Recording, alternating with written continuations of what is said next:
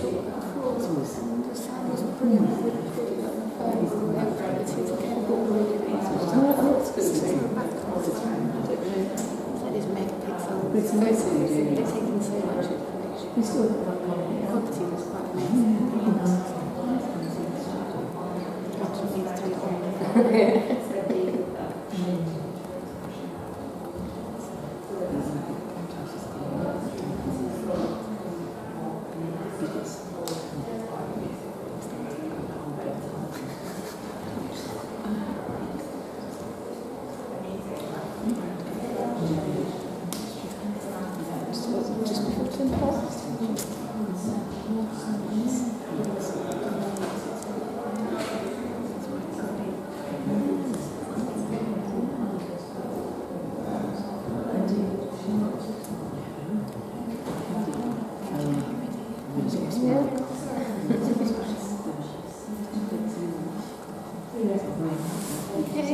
Good evening, everyone. We're ready. Okay. If anyone's a bit late, hopefully we'll just sneak in quietly. I'd like to thank you all for being here, and thank you, Laura Lancaster, for coming down from Newcastle to talk with us. Annabelle Dover was supposed to be doing the talk this evening. She has a little baby, and he's very poorly, unfortunately, so she's had to not come last minute, so I'm stepping in for her. And my name's Laura Moreton-Griffiths, so it's two Lauras. And I work with Matt Roberts, and he is Matt Roberts Arts, and Matt Roberts Arts works for the sort of artist professional development, and we've been programming these talks for about the last year, so I'm very happy that you can join us tonight. And also, thank you Zita and Southall Park for hosting our talk also. To start, Annabelle chose to talk with Laura, and they're both painters. I'm unfamiliar with Laura's work, so it's great for me to get this opportunity to talk with her and also to look at her work. And that's the idea behind these talks, is to kind of discover the work of female artists. So I've been looking at her work, having never really seen it before, and I had some kind of thoughts on it. And one of the things was that they're obviously very expressive, and there's a fantastic photo that you've got in here of your studio. And I was looking at the paintbrushes, and it looked to me like you're painting on that scale with household paintbrushes. Are you? Yeah, so that scale was larger than household brushes actually, yeah. So I thought putting the studio image that's quite a big part, like it's quite process based, so I thought it's like representative of what I do to put those images in there, I think there is a relationship with things like abstract expressionism, but it's also against that, like heroicism. There's something, it's not simply like heroic grand gestures, like grand brush marks. There's something else, hopefully like something else comes across that's like different because I'm a female artist. It's got a different connotation maybe, and also just that scaling up, because I started out painting quite small images that were the same size as the photographs I was copying from, and then I began I started with my own family snapshots because I'm a twin and I didn't know which twin was me in the pictures and I got really freaked out by that, and I kind of thought it was really interesting how sorry, I'm going off on a tangent here. No, tangents are great. I'll get back to what my point is. So then I began putting the actual size, and then it gradually got bigger and bigger as a way of scaling up these small found objects. Because I should say they're all based on found analogue photographs that I find in like flea markets and things like that. So they're all based on actual photographs that are kind of like, this size. And then the painting is a way of scaling that up and seeing what happens to the image when you change the scale, and how the resonance of the image or the power of the image changes. And the sort of painterly marks are kind of part of that. So within an image you can have different kinds of marks with different feels. Like sometimes it can seem a bit brutal or a bit or tender, or like I quite like to explore that. Yeah, there's definitely the tension, touch. isn't there, between the kind of painterly marks. Yeah, and that kind of how the paint is just being itself, but it's also depicting something. I like it to teeter on that sort of, like that tension, like you say, like the balance between the paint being paint and the paint depicting something. Or that's when I feel like the paintings work, when you've got that kind of right on the edge between the two. They're the studio shots there. So you have smaller paintings and you have very, very large paintings. You also have the diptychs. Are the diptychs painted on one canvas, or are they two canvases brought together? Just because I'm looking at this sort of juxtaposition in the studio, and I wonder what happens in your image making decision. Yeah, the diptychs are like two separate canvases. Okay.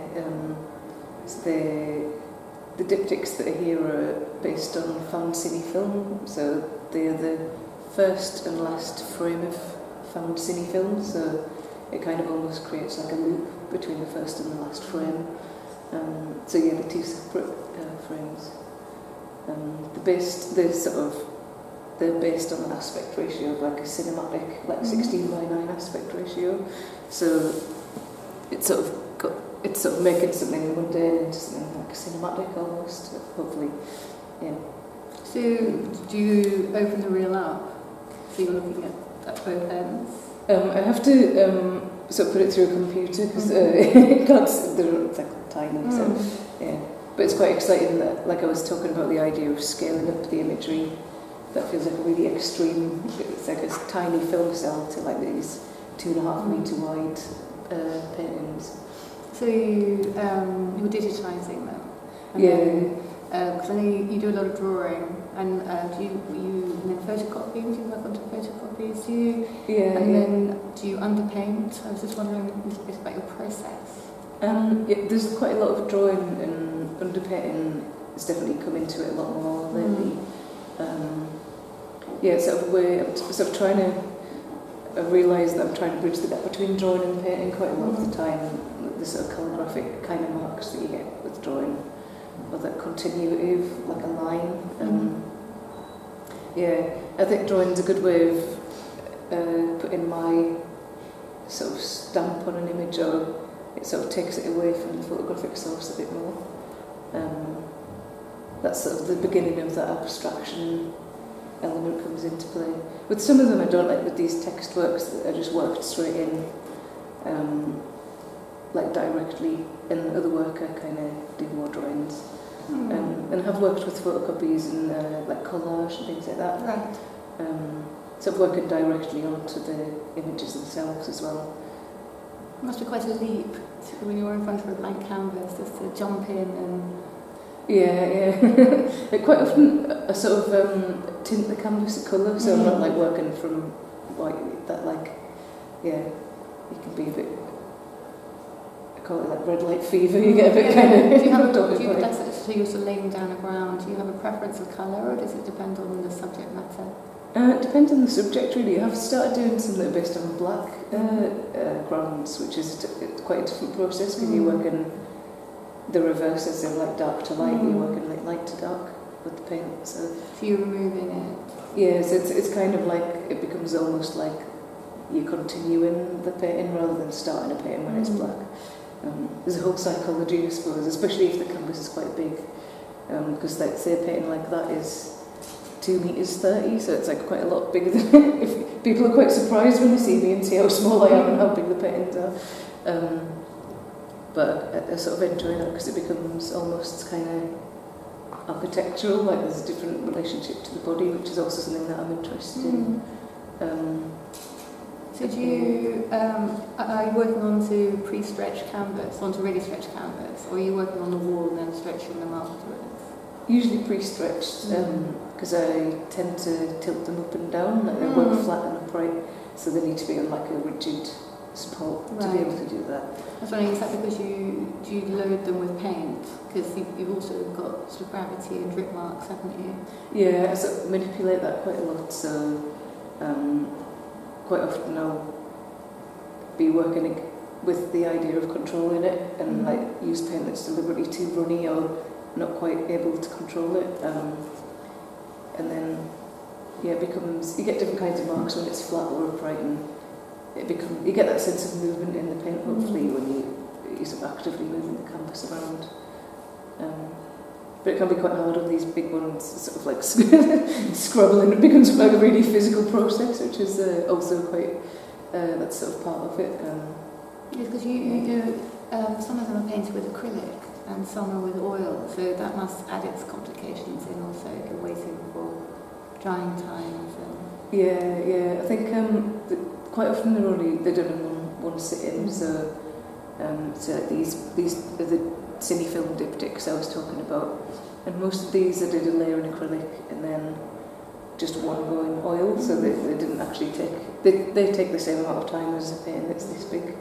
So it's like a similar process, but everything's like scaled up size-wise. So in the sort of the preparation before you paint, there's a lot of thinking and preparing, and then there's the point that you start painting. So do you get them done in literally like in one day? Yeah, usually sort of a morning or an afternoon, maybe a whole day if it takes a bit longer, but I'm not sure why. I think maybe it just if you spent more time and went back in, you kind of you become too self-conscious, where I want it to be more of a response, like in that moment. Yeah, I think I would get, or you start correcting things where I kind of like mistakes to kind of come in. Because quite often I'll do a painting and think, oh yeah, I'll sort that bit out tomorrow, or I'll make that bit look right, and then the next day I'll go in and I think, oh no, it's fine, and leave it. So it's kind of like challenging yourself to leave those awkward bits in that you want to like correct. And quite often they end up being like my sort of favourite bit, or the bit that makes the painting work. It must be a sort of amazing moment where if you are working flat and you're manipulating these big canvases around, where you actually stand back and look at the work, particularly when you look into these white cube gallery spaces as well, so everything, all the clutter, everything is cleared away and you get to actually see the painting, so you're quite surprised when you...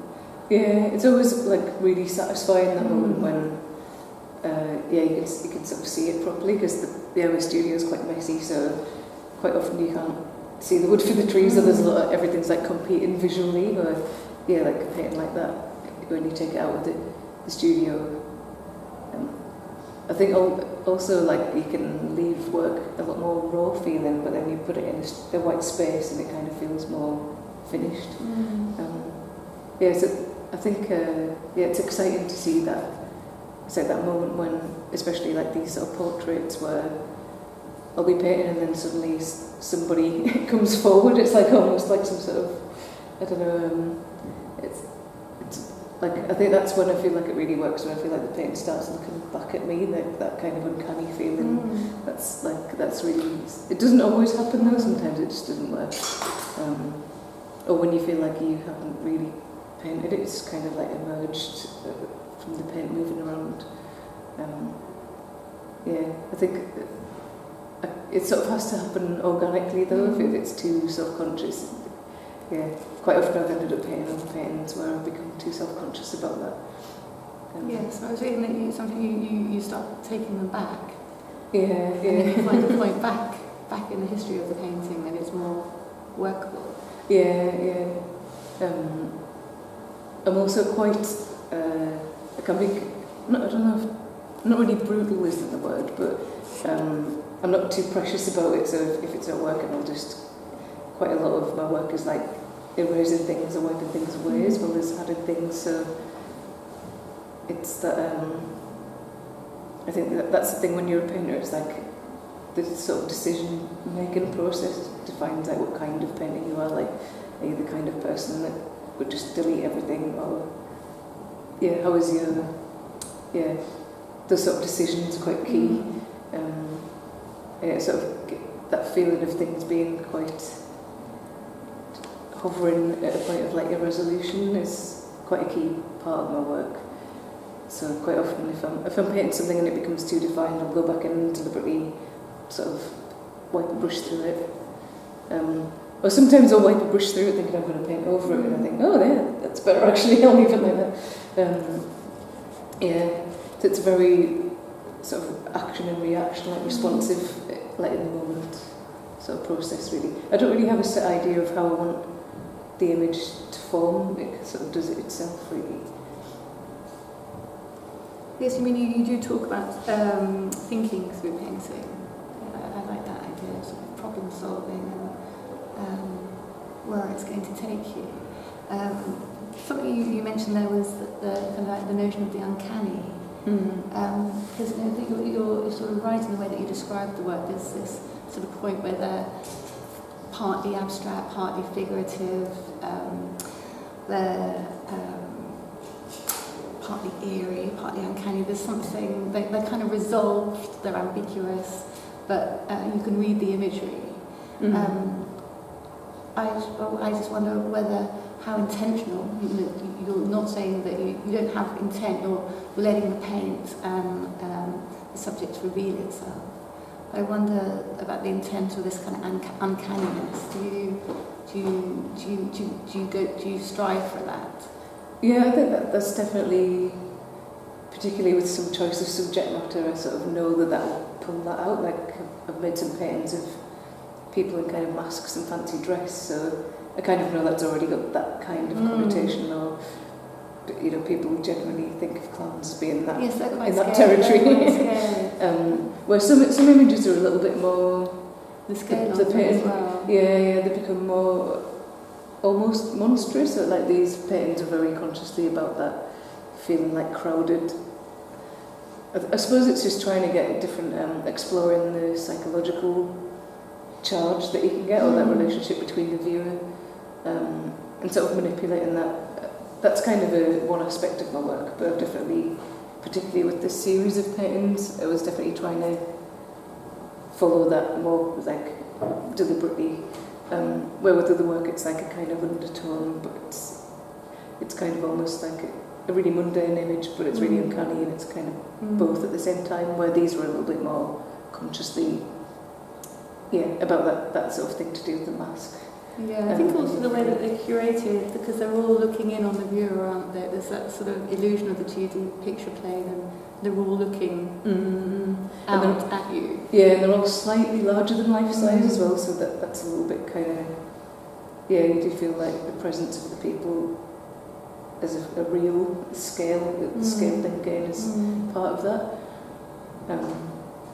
I think it's to do with the idea of like animation and stillness as well in relation to the uncanny, like that the idea in the uncanny of being unsure about whether something is dead or alive, and these kind of have that where you could see the photograph as being like sealed and kind of dead, and then I bring it to life, and then it's static again. So there's like that relationship to movement as well, and a little bit.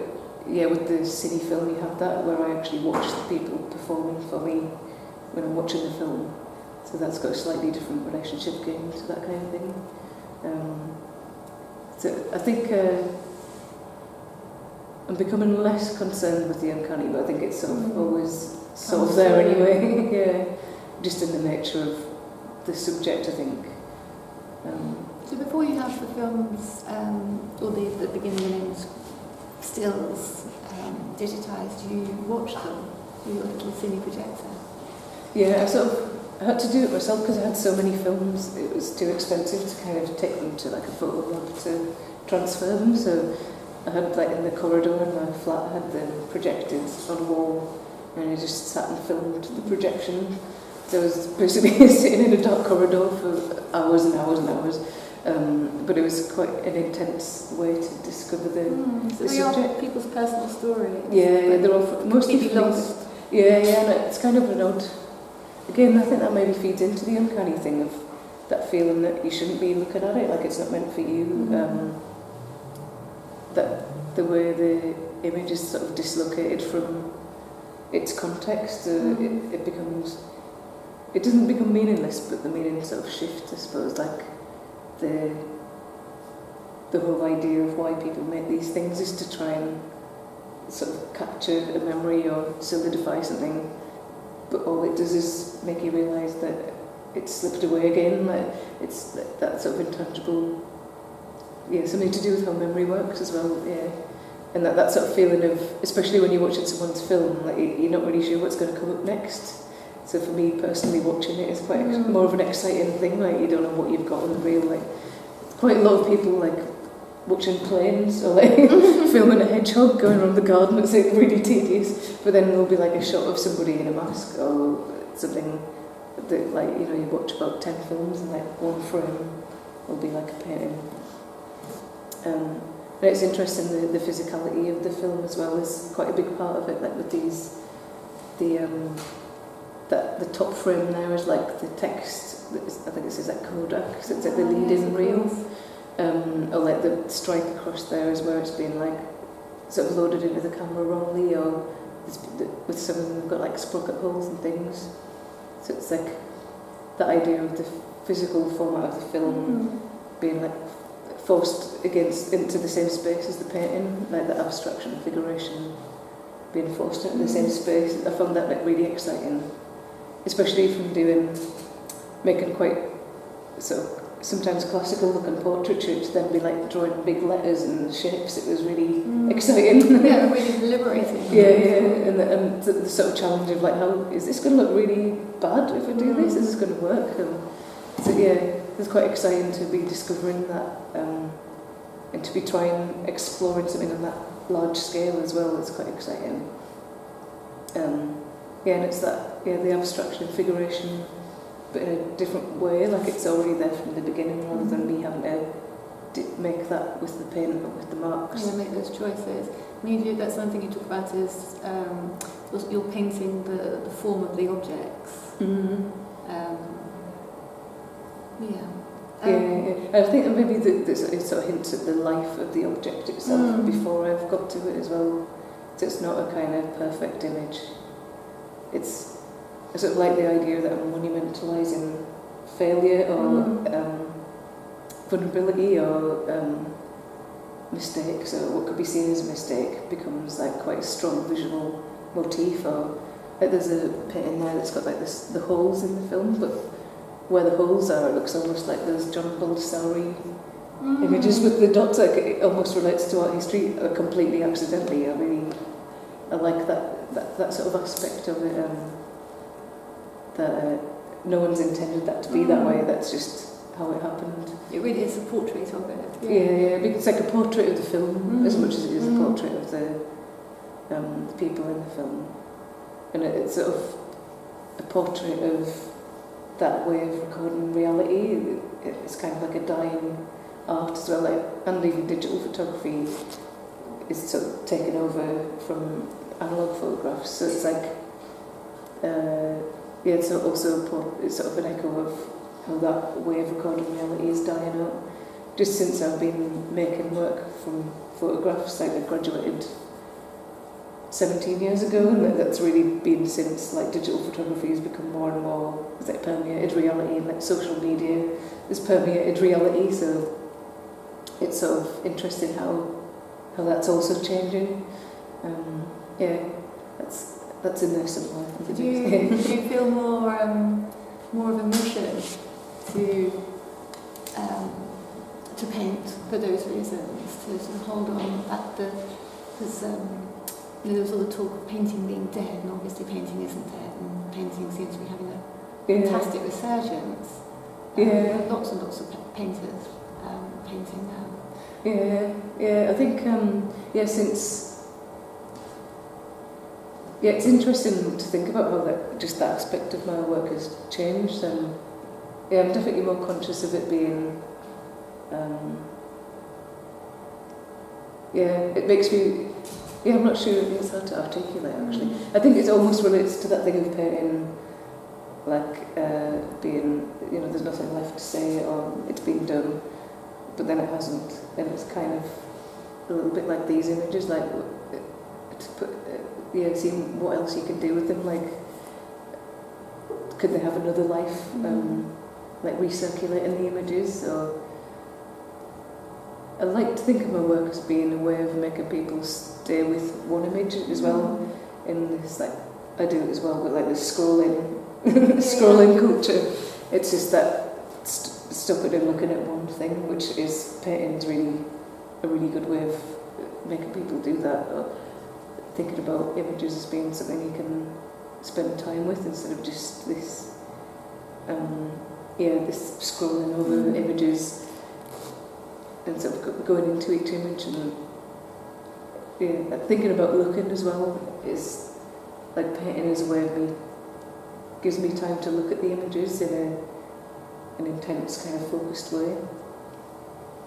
So it's all quite it's more for me really like than I'm sort of thinking of a view, but it's more like I just find it really visually like satisfying to sit and like analyse the images. Because I have made work before. I haven't got images here they were really like tight sort of pencil drawings that took like a long time to do. So that was a way of allowing myself the luxury of just sort of scanning my eyes over the image for a long time. Do you ever show the drawings with the paintings? Or? I haven't really actually. No. I'm sort of thinking more and more of like I say, trying to bridge that gap between the drawing and the painting. Or is that classic thing with painting, deciding like when the painting's finished. Quite often when I start like an underpainting, I'll think, that could almost be it, and then it's kind of like that age-old question of how do you know when it's finished? That was one of my questions. Quite often it's hard to tell. I think if I work on a few images at once, I end up not overdoing them. If I work on one image, I can get too bogged down. But there comes a certain point where you've got to put the photograph to one side and just look at the painting. Because if there's something interesting happening with the painting that's not in the photograph, I kind of like the mistakes to build. So there's like a feedback loop that happens with the painting. That's like the image is just a way to start the painting. Really, it's not like it has to be that faithful to the photograph. Does a painting ever lead into another painting? Because I know in some of them they seem very discrete paintings, they just exist on their own.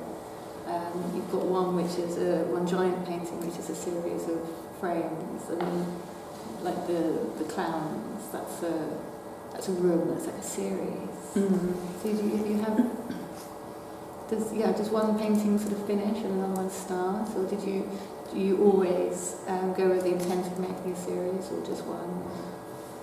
It sort of depends really. I think more often than not there's like a series, so I'll be working on a few series like in tandem. Or I'll make work for a show that's in like one particular, with one type of subject in mind. But I'm usually working on a few things at once, more often than not. Because one usually sparks off the ideas for the other, but you wouldn't necessarily know that. It's more just in my head. Do you title them? I've started to, for about 10 years they were all untitled. My gallerist was like, can you please start titling them? We don't know, like, it'd be like, can you get that one of the boy? Which one? The one of the... it was really confusing. But that's quite an interesting layer of meaning you can add to things as well. So like these paintings are like montage, and then numbered, like montage 1, montage 2. It's quite satisfying to try and title them, but it can be quite difficult. But it's also quite a good way of, you can make a seemingly mundane image take on a new connotation, or it can relate to other things. So that's a new thing that I'm trying out. But these sort of grand narratives, I mean, that's the thing with your work. Your work does get sort of likened to and your work placed next to, so Gerhard Richter and Frank Auerbach, which are these sort of grand narrative male painters. And so you're working on that scale and in a style that is stands its own, and up against it. But then you're sort of talking about your sort of being female and subject matter, and so wondering how much is not the, you talk about the lost and the hidden narrative. Is how much of the content in a way is also personal, and if you feel that much of your sort of sense of you comes through in the painting at all. Yeah, I think the process and like consciously trying to access that sort of non-thinking part of my brain, that it's like a intuitive or whatever you would want to call it, that the sort of other part of me that's like reacting almost in like, you could almost think of it like subconscious reactions to things, or so I'm wanting it to, compared to someone like Richter, I'm definitely trying to be more personal than that, but also not necessarily like an abstract expressionist or that kind of like heroic kind of abstraction. But there's, it's quite hard to describe actually. That's my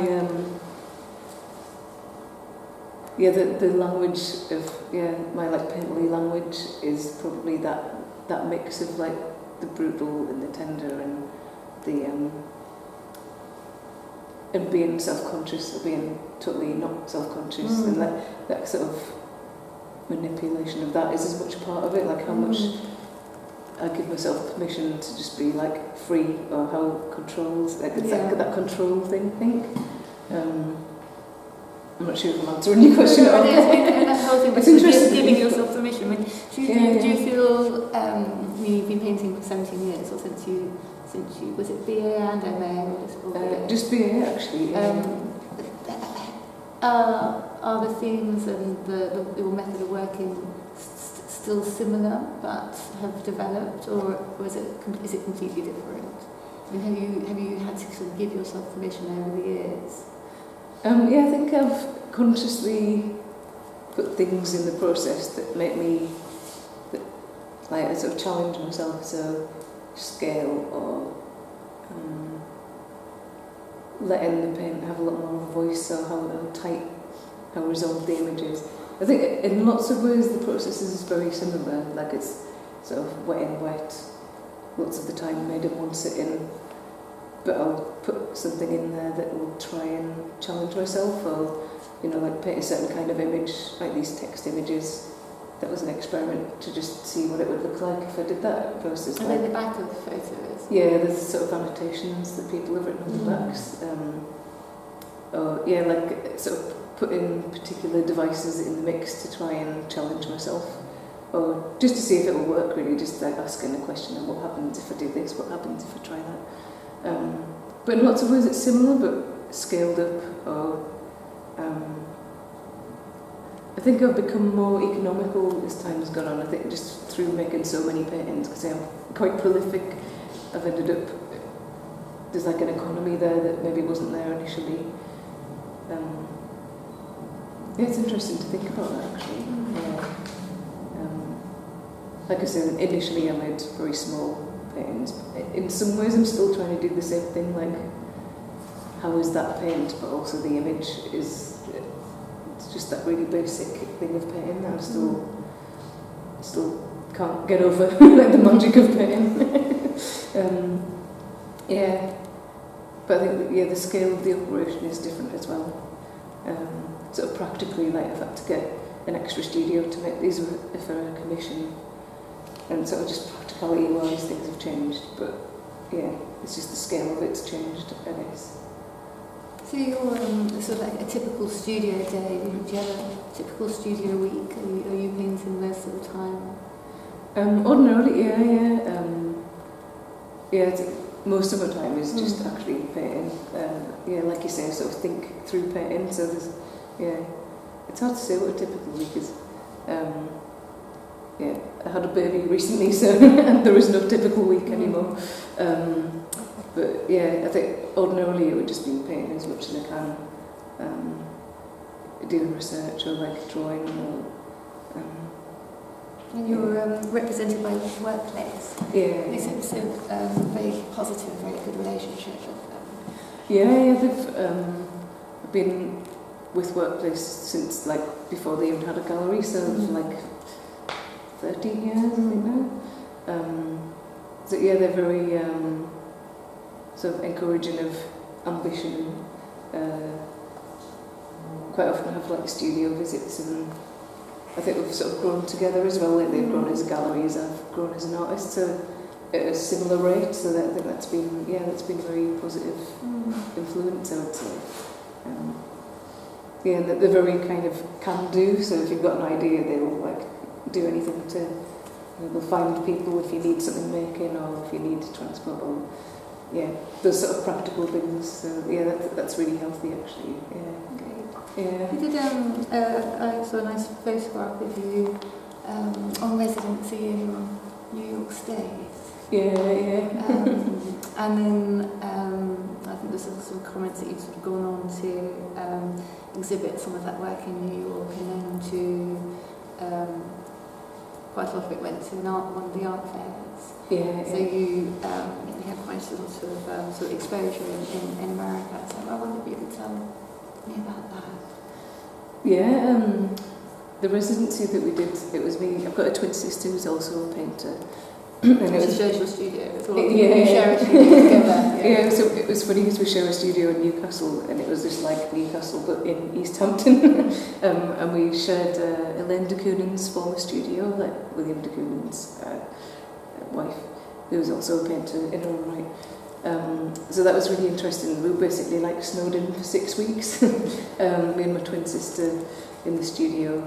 So that was the sort of longest I've been away as well from my usual setup. So that was an interesting experience in terms of like, having to sort of create your setup all over again. So it's a bit of a challenge actually, because I made all of the work for the New York show in 6 weeks. Probably wouldn't do that again, to be honest. To make work and then to exhibit. Yeah, and I had the bright idea of like priming all of the canvases myself as well, so there was a lot of like midnight sanding, just like, oh god, are these not primed already? So yeah, there were like the cine film paintings as well. So that was interesting because my sister also works with, she's a painter but she works with film and film stills, so that was interesting to both be starting again kind of thing in like isolation. And then I had the show in New York. So I think there was a sort of different flavour in New York of the sort of things. There tends to be like a keenness on big, colourful, exuberant sort of paintings. So I was kind of conscious of that when I was making work. So that this is a good excuse to get stuck into that kind of side of my work. It was an interesting experience. I've got a show in LA in April actually, a solo show. So that will be like the second solo exhibition I've had in America. So we'll see how that kind of And again, are you making work for that? Have you already made the work? I haven't started making it yet. I need to get cracking with that. I'm going to make some of the work in Newcastle and then some of the work over there. They said that they'll arrange to get a studio set up for me, so I'm going to make some work there. And take the family with you. Yeah. So we'll see how that goes. But they're quite a sort of painting-focused gallery. It's what they call a night gallery. So sort of a youngish gallery, but quite established. So that's quite exciting because they're more painting-focused. So where Workplace show all different kinds of artists. So I've got a few ideas I'm going to explore for that. I tend to make work quite close to when I've got an exhibition, because I always, if I make it too far in advance, I always think, oh, maybe it's a painting thing. You always think the next painting you do is going to be like the best one you've ever done. So you're like, oh, I'll just wait, and this one's going to be really good. No, the next one's going to be really good. So so we'll see how that goes.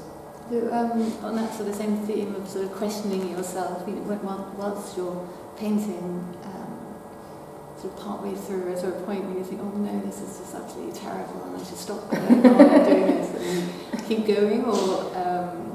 Yeah, sometimes, yeah. I think because I do make so many paintings that I find there's like a kind of, there's a pattern to it where, say, if you make 10 paintings, the first couple you're kind of warming up, the middle few, the good ones, and the last couple it's kind of trailing off.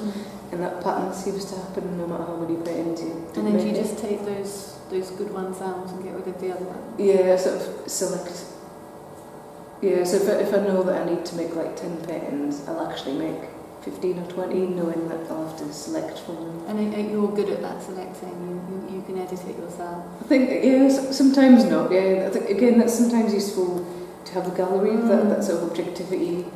Because quite often I'll have a painting turned to face the wall that I'm going to paint over, and they'll zero in on that, and they'll say like, oh, what's that one there? And I'll show them it, and they'll inevitably think it's the best one.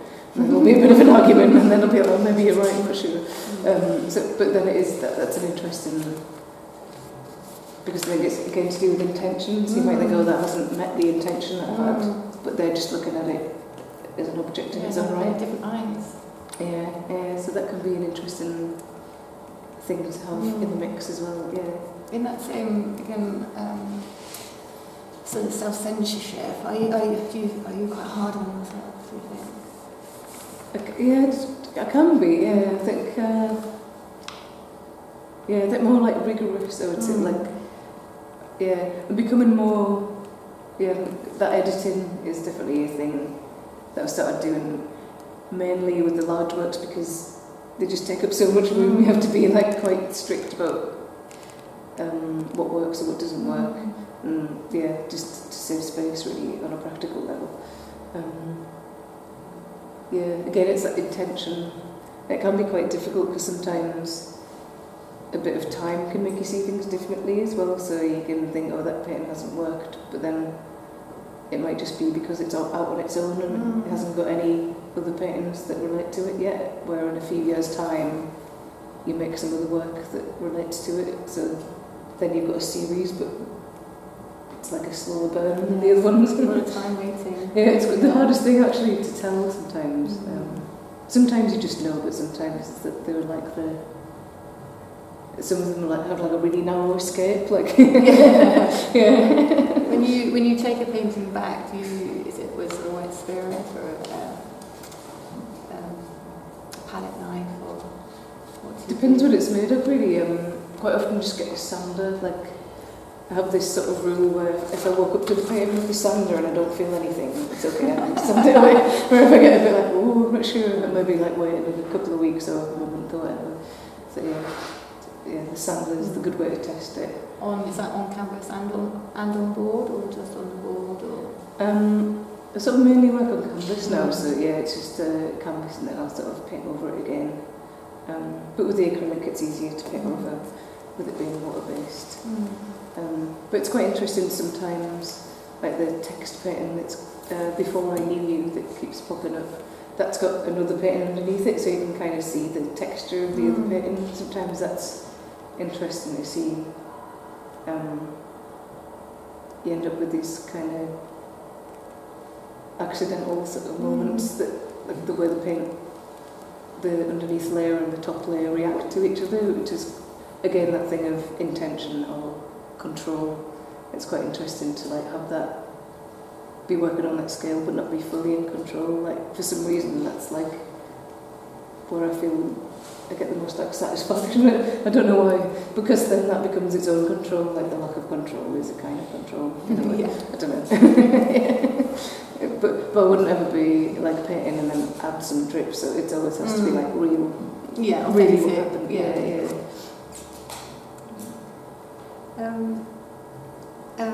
You were born in Hartlepool. You're a northerner, and you stayed there living in Newcastle. Were you ever sort of tempted to move to somewhere, another art making like capital, not necessarily London? I was, but I applied to the Royal College, but I didn't get in about 15 years ago. And then after that, I kind of, for various reasons, ended up staying in Newcastle. But then it's actually been the Newcastle art scene sort of developed alongside my practice. So since I've graduated, there's a lot more sort of pop-up studios and like artist-run galleries and things like that. So it's actually a really good place to be an artist. And in terms of like having a studio as well, like the studio that I've got, I could not afford in London at all, like, which again would affect the kind of work that I can make. So I feel like it's given me that sort of freedom to. Yeah, so it sounds like you have quite a lot of freedom. Yeah, I think just the physical space that you need as a painter, like, because there's always going to be some restrictions, but yeah, it's sort of it's just sort of worked for me really, and it's kind of not that far if you want to go to London. It's like 3 hours, yeah, which would take commuting across London takes not that much, takes a bit, quite a while anyway. So, yeah. Definitely. So you're preparing, just wondering what you're working on at the moment, you're preparing for California. What are you doing without sort of giving the game away? What are you working on? What are the themes, or have you chosen the images? Not yet.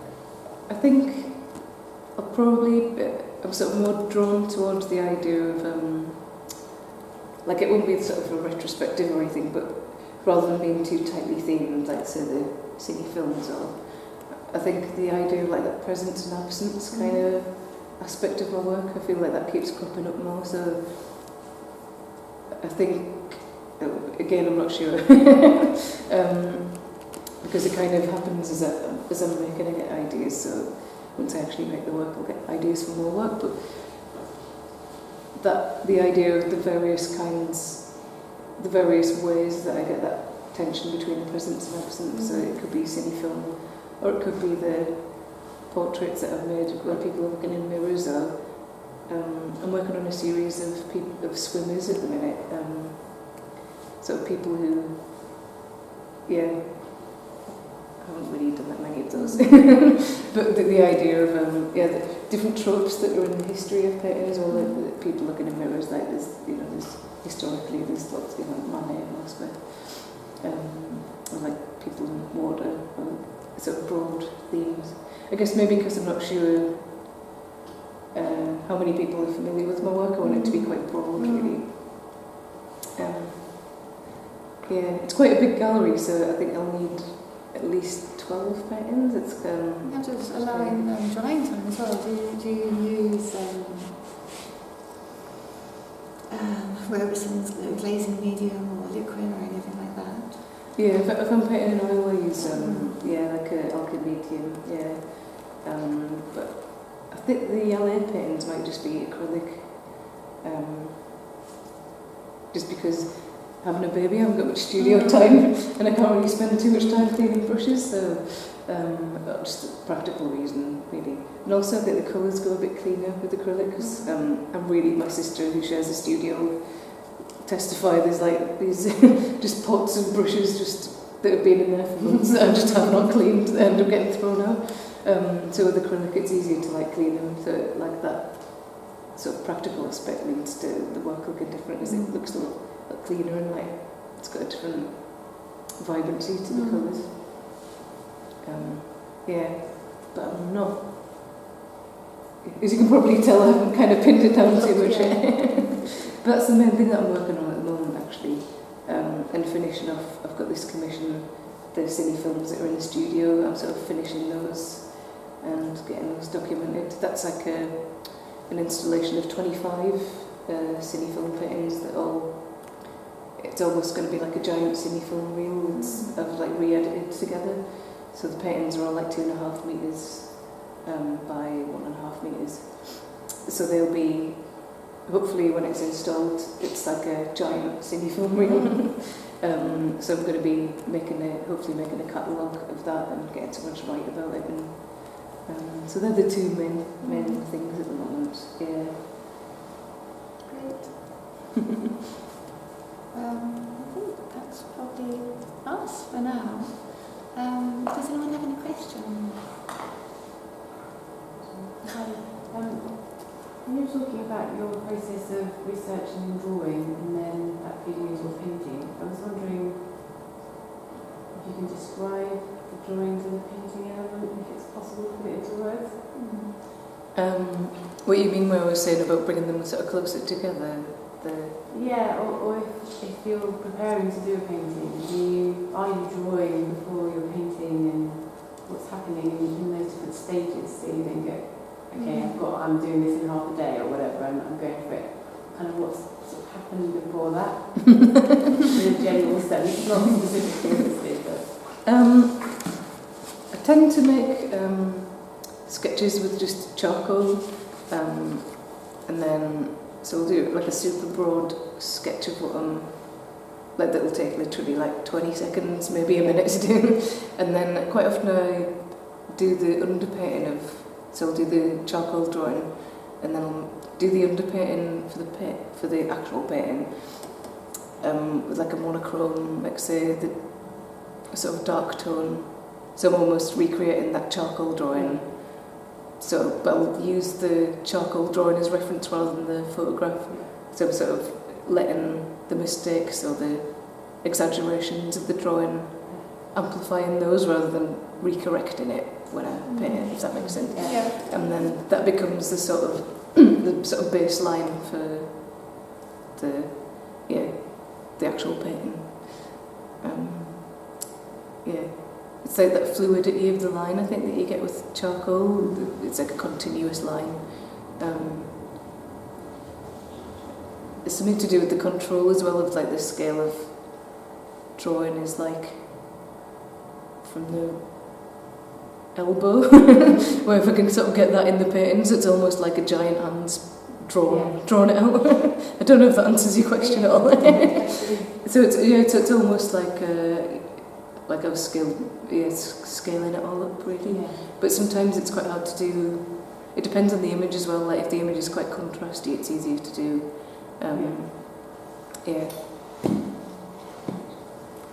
Sort of letting the exaggerations come through as well, rather than correcting it. That's the main thing. But there's something about drawing that's really enticing, like the simplicity of it.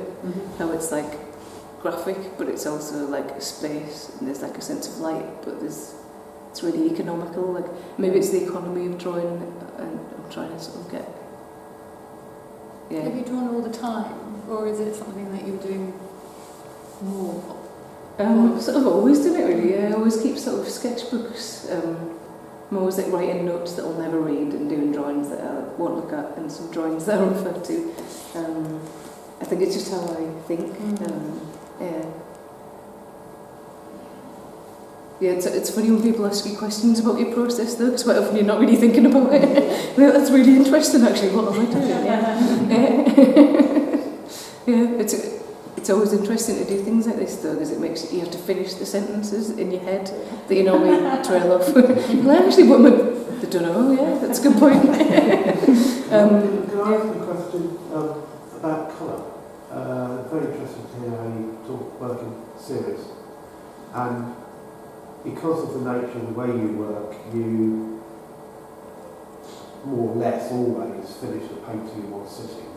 But when it comes to choosing a colour palette for a painting, and you're working, you mentioned in parallel, could you say a little bit, because I'm not trying, there's no way I can know this without asking, are you determining the colour palette per painting, or do you, for that parallel group of work you're going to work on, determine, okay, well, I'm going to mix a batch of things that I can draw from? You know, I'm not saying one is a good strategy and the other is a bad one. I'm just curious to know what you notice or don't notice. Yeah, it sort of varies really. So with these black and white paintings, some of them were colour, the original image, some of them were colour photographs, some were black and white. But with this one I was consciously wanting to make because I really love those early Philip Guston paintings, where there's the sort of like blocks of like grey, I can't remember what they're called now. The sort of monochrome Philip Guston paintings, and the way the ground and the figure are kind of confused, like the space is like flattened. So I was trying to get that feeling in these where they, maybe not explaining this well, the sort of the ground or the background and the figure are kind of interlocking, like the space is confused. where with other paintings, it's more, sometimes it's just the colours in the photograph are just really interesting, and then other times there's more of a conscious, like you say, like a colour palette that I'm thinking, So sometimes you may look at the colour in the source material, or the film, or whatever, and say, we're trying to emulate that. And other times you may well just say, well, I've got this urge, I've got this instinctive thing, I want to do something different. Is that or I might heighten it on a so scan it on a computer and heighten the colours or exaggerate the contrast. So it depends what the effect I'm trying to get is really. Or there's a series of paintings I made of portraits of people in shadow. So with those, quite often I was like really turning down the brightness and manipulating it. So quite often it starts with manipulating it on a computer. More recently, I used to be a lot more like true to the photograph, where now it's more manipulated. With some of the cine film paintings, I was trying to group them into different colour palettes just on a practical level, instead of having to chuck out loads of paint and then mix that colour again like 2 days later. It was really like traumatising to be throwing out these like litres of oil paint and then making nearly the same colour again 3 days later. Sometimes there's a practical reason, like that's the honest answer. Sometimes there's an artistic reason. Do you ever add anything into the paint mixture? You obviously use a medium, like there's a liquid or whatever it is. Do you ever add any other mixtures to that? Or quite often just use like linseed oil, or if I need to dry the paint, it needs to dry quick. Like I make work quite close to deadline, so I often put alkyd medium in there to make it dry quicker. Or with acrylic, I put sort of brush mark mediums or gloss gel to try and give the paint a bit more body, because it's it like flattens when it dries. I saw your work in Workplace, and that's one of the reasons I'm here tonight. I really liked the show, and didn't know much about it at the time, and now I do. One thing that struck me was there's a nice unity to one of the problems we painters suffer with is you'll get lovely passages of paint, but some are too shiny, some are too dull, or whatever, and you seem to have overcome that. Is that because the paintings are executed over a very short time frame with a particular mix of paint that uses the same amount of medium, or do you apply after the painting is dry? Is there some kind of unifying layer that you put over the top? Probably both, actually. I do tend to, more often than not, I'll varnish them to try and make the paint look like wet again. You will try varnish? Yeah, particularly with the acrylic, because it can go a bit chalky, so I'll put like a gloss varnish. That tends to make it not too dissimilar to the oil paint. Actually, quite often people can't tell if it's an oil painting or acrylic painting, which is good. Because it's a lot easier. I feel like I need to give myself permission to use acrylics. I don't know why. It's okay, you can use acrylic. But if I make them in like a short sitting, like you say, you've ended up with the same amount of medium. The medium to paint ratio is the same, so it gives it that consistency. Quite often I do varnish them. Sometimes the alkyd medium makes it go a bit matte. Some bits go a bit matte, so it's like spray retouching varnish that I use. But you have to keep the room well ventilated, because it really does get quite gets quite heady. It's really sticky as well. Like you end up getting like really big hair when you've been spraying. So it really stinks as well. It's glamorous. Thank you. No worries. Do you ever feel that you want to find out more about some of these people that you find their photographs from, or is the kind of lostness of their story the main point of why you paint them? I think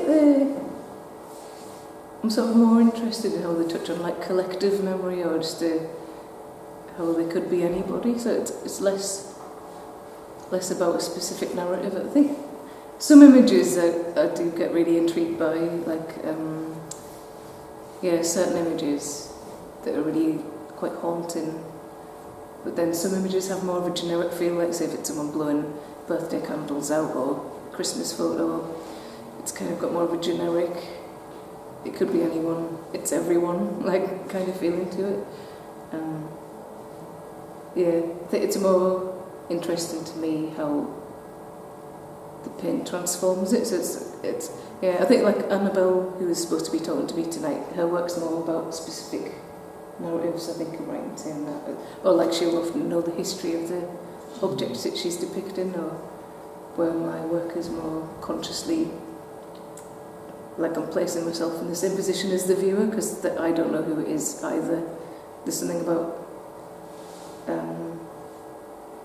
I don't know what it is, there's something about that is important to me, like that sort of leveling, like I'm not someone who knows something and I'm hiding it from the viewer. There's like an openness of like, I don't know either. To maybe like invites the viewer in more, because it's like we're both in the dark. Or yeah, like I say, it just becomes about collective memory, or the idea of memory in general, or the idea of recording in general, rather than specific stories. Or yeah, I like the idea that people bring their own thing to it as well, their own answers of their own narrative, or they become like a trigger for that interaction, like rather than it being too closed off. Yeah. Can I ask another question? Who would you say inspired you? Yeah. Big influence early on, like obviously like Francis Bacon, Frank Auerbach, people like that. I find that I'm still really influenced by the same people quite often as well, like dead artists. I think someone like Jenny Savile, I don't know, I think my influences are probably quite obvious actually, like when I list them, but I don't think there's any kind of wild card in there. I think someone like Jenny Savile, like the physicality of her work. I remember seeing those at art college, and that was quite influential to me. But then also more and more like quieter imagery, or like someone like Raoul de Keyser, or kind of I don't know, all kinds. It's not a very good answer, is it? Yeah, or sometimes things that aren't art as well, or, you know, like I'm trying to think. I'm drawing blanks. Sorry. Actually, talking more about career development, could you, it's a bit hard, at short notice, but was there a particular experience or achievement or relationship or anything that really kind of changed the way you thought about your practice, or really gave you a leg up? Or? I think when I first graduated,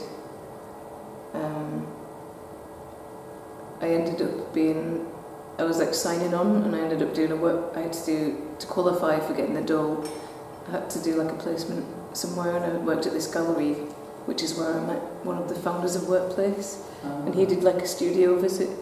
I remember that being the first time someone who wasn't at like art college was like really taking my work seriously, and then they went on to represent me. So I think that was quite influential, and he encouraged me to apply for like Arts Council funding. And I remember I didn't have any money, so he brought this big crate of like old oil paints that he didn't need anymore, like these really nice like Old Holland. I still can't afford Old Holland paint, and like he like brought all these old paints and like just said, "Oh, just have these." And I remember that being really having like paint to waste was quite influential, like on my practice, just not having like a limit and a material kind of. Yeah, I've only got these 2 tubes of paint, I'll have to make it work. It was suddenly like, ooh, I've got all these things to play with. So I remember that being influential. Yeah, it's tricky actually, it feels like so long ago now. I think, the relationship with Workplace, like I say, we've sort of grown together. They've grown as a gallery and I've grown as an artist, sort of in tandem. I think also Baltic started up around when I graduated. Like it wasn't there when I was at college, and then about 2002 Baltic Gallery got like finished, and I think that's sort of slowly had a knock-on effect to the art scene in Newcastle and Gateshead, so that's also been quite influential in terms of feeling like you can sustain a career outside of London, where just before that there was a definite feeling of you have to move to London because nothing's happening here, where there's a really interesting thing that's happening now. There's like a sort of ecology that you sort of feel like you can survive as an artist there and be supported, kind of thing. And again, I think workplace is a big part of that, because they had an ambition to be based in the northeast but be like included in the sort of, you know, the wider art world rather than just being sequestered away in the northeast. So I'd say those are the two main things. There's probably something quite influential that I've forgotten about, but that's the way. And my sister actually is the biggest influence because we've known each other for so long, like twin sisters. So we sort of encourage each other, and I think that's like one of our main influences, I would say. Not necessarily career-wise, but more kind of practice-wise. I think being included in a few art fairs and things like that has also showcased my work to different audiences. I got taken to Miami, an art fair in Miami about 11 years ago, and that was quite an eye-opener. Like, suddenly being exposed to such a different art world, and not necessarily the best thing for your practice art fairs, but it's part of the sort of picture really nowadays. So, Did you go as well? Yeah, I sort of went over there and it was quite interesting. I can't think of anything else actually. Yeah, you also been in John Moore's when you had the Yeah, I was in John Moore's, been in it twice now, more recently as well, I've been included in Vitamin P3, the Fiden publication, which that was quite significant for me to be included in. It sort of brackets you at a certain level, so that's like the kind of thing where when you're at art college you look at it, and then when you're in it, it's like, it's interesting to be, and again with John Moore's, like, I remember going to see it when I was at art college, and then to be included in it is, you realise that you're in a different bracket maybe, but you're always kind of looking up at the next bracket, so you never appreciate your own bracket. It's always like, what's the next thing? Like, what's the next thing I could be doing? Okay, thank you. Any more questions? I've got another one, sorry. As you have representation, does that mean you don't have to be in the loop of kind of self-promotion, Instagram, being providing a face for yourself? Yeah, sort of less so. I think I do a little bit of it, but there's definitely less pressure to do that. It sort of allows you more time to just focus on painting, and yes, it is the representation is useful for that because you're not spending a lot of energy doing all of that kind of thing. But sort of it's hard to navigate. It's a relatively new thing to navigate that on the online presence. Like, how much do you give away? Do you remain like mysterious, or do you try and connect to people? Or again, that's since I've graduated. That's a whole new layer of things that's crept up.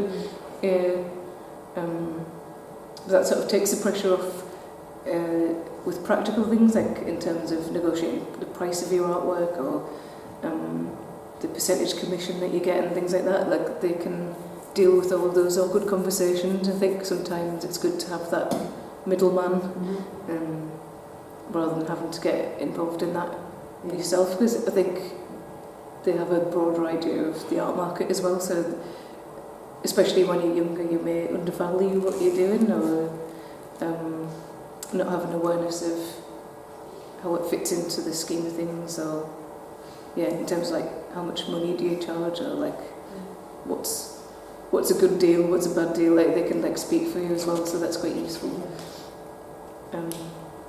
especially when you're young and you're just starting out.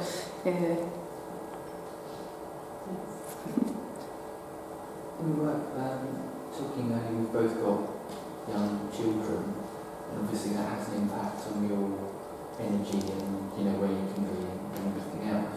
But I'd say having had our son has also impacted on the kind of choices I make in terms of what I do and what I'm interested in.